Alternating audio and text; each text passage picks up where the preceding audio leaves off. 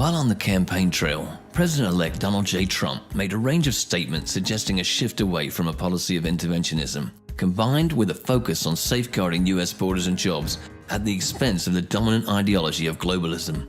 Can and will he deliver on these promises? There are many reasons to believe he will genuinely push U.S. foreign policy in this direction. But at the same time, he will face obstacles along his path. One of the factors clearly helping him is the increasingly indisputable fact that globalism as an ideology has been discredited, except ironically among the liberal creative classes and among the financial elites. The rest of society and of the elite is increasingly skeptical of such policies, if not downright opposed to them, which means they are willing to experiment with economic nationalism and even isolationism. Trump also benefits from the fact that nearly all neoconservatives endorsed Hillary Clinton's candidacy, apparently convinced her victory was all but inevitable. Being on the losing side, they have eliminated themselves from consideration for positions within the Trump administration, and early personnel choices reflected. The early pick of the former CIA Director James Woolsey is indicative of the gradual shift towards the Fortress America model. While Woolsey did support the invasion of Iraq in 2003, he notably refrained from calling for a no-fly zone over Syria, and he is also in favor of expanding U.S. energy production in order to reduce the dependence on Middle Eastern oil, which is a prerequisite for the U.S. political and military disengagement from the region. Another prominent figure in the Trump camp is General Michael Flynn, who, like Woolsey, comes from the intelligence community. He prioritizes the Islamist threat, and like Woolsey, is a former Democrat who can't find a home in the Democratic Party that has been taken over by neoconservatives and neoliberals. Tellingly, Flynn attended a high-profile dinner in Moscow in 2015 and delivered a speech at the 2016 GOP convention, from which the anti-Russia tone of the Democratic campaign was missing. One also must not forget that the most important official in the Trump administration will be Vice President Mike Pence, whose primary focus is domestic U.S. politics, with an eye on creating jobs and reducing the size of the government. That is not to say any of them are in principle opposed to global empire, but with one caveat: the neocons seem committed to global domination, no matter what the cost and risk.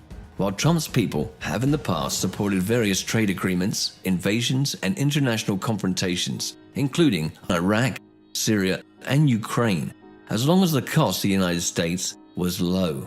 Whereas the neocons can be fairly described as psychologically disturbed, Trump's conservatives are cost and benefit pragmatists. A decade ago, it did seem the global empire had no adverse consequences. Not anymore. The wars in Iraq, Libya, Yemen, and Syria have only imposed costs on the United States, with no real benefit in sight. Millions of migrants and refugees, dislodged by a combination of free trade policies and far-color revolutions, are a political problem for both the EU and Europe. Last but not least, Russia's political and military responses to NATO aggression against Ukraine and Syria, and its ability to withstand and even benefit from Western economic pressure, makes the prospect of pursuing global empire policies increasingly costly and risky. While the demonstrated effectiveness of Russian policies make Russia appear as an attractive potential ally, Trump's election was hopefully the event necessary to tip the scales towards the Fortress America strategy, relying on a combination of strengthening U.S. borders, making the country less dependent on international trade and resources, and reducing the cost of international engagements. At the same time, the global empire camp will not go away without a fight, even though the cards it is holding are very weak indeed. Not only have they associated themselves with a losing candidate, the lack of success of their policies means that they have no credible blueprint to offer. Attempts to discredit Trump using sex scandals or alleged links to the Kremlin have had no effect and may in fact have backfired. The weak color revolution-like demonstrations in various US cities are also having no real effect. And many real progressive anti-war liberals remain highly wary of where the funding for such protests is coming from, with global color revolution financier George Soros considered the primary source due to his funding of MoveOn.org and other associated online activist groups. Soros also met with Democratic Party leaders at the Mandarin Oriental Hotel in Washington on November 13th to discuss strategy and redirect liberal angst against Trump. It remains to be seen, however, whether the Trump-Pence team manages to dissuade the mainstream media from continuing the negative coverage of the president-elect in order to force him to stray from his chosen path.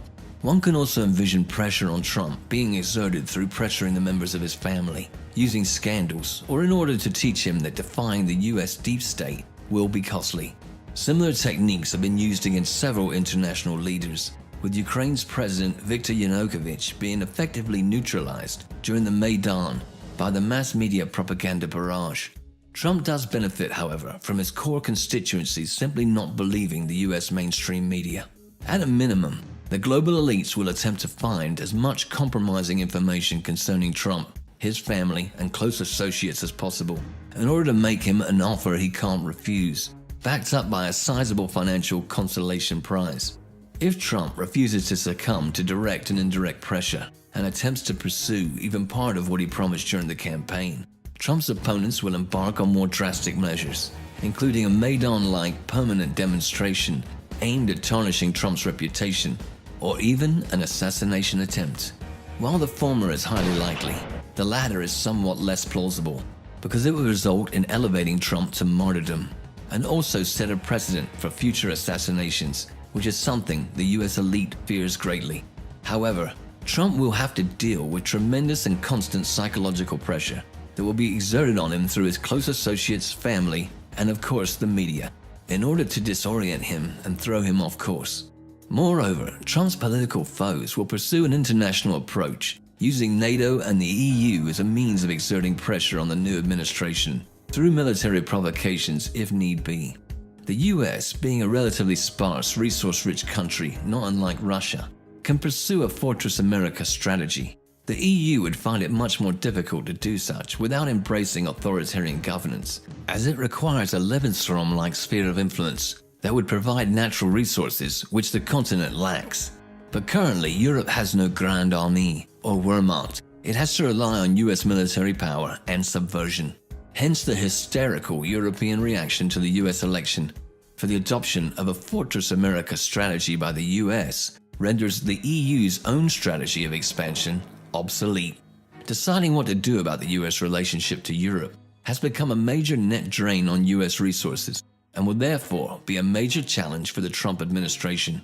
If it is pulled down the same path as its predecessor, it will ultimately be because of its inability to redefine its relations with an increasingly burdensome and costly set of allies on the other side of the Atlantic. And for this reason, the outcome of the upcoming elections in Germany and France is of critical importance.